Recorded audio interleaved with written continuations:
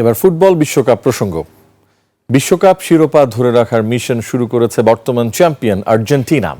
যুক্তরাষ্ট্রের কানসাস সিটিতে নিজেদের বেস ক্যাম্পে বুধবার থেকে অনুশীলনে নেমেছে আলবিসেলেস্তারা।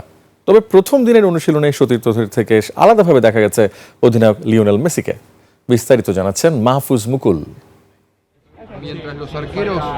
বিশ্বকাপের আর মাত্র কয়েকদিন বাকি, সেই লক্ষ্য সামনে রেখে কানসাস সিটির ট্রেনিং বেসে ঘাম ঝরাতে শুরু করেছে আর্জেন্টিনা দল। কোচিং স্টাফের তত্ত্বাবধানে খেলোয়াড়রা নিয়মিত অনুশীলনে অংশ নিলেও সবার নজর ছিল এক নামেই, লিওনেল মেসি।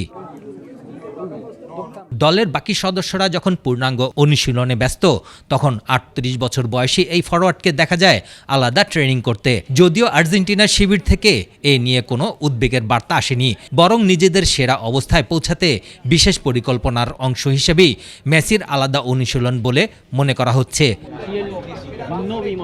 এবারের বিশ্বকাপ মেসির ক্যারিয়ারের ষষ্ঠ বিশ্বকাপ। এর মধ্য দিয়ে জাতীয় দলের হয়ে সবচেয়ে বেশি বিশ্বকাপ খেলার নিজের রেকর্ড আরও সমৃদ্ধ করবেন ইন্টার মায়ামি তারকা।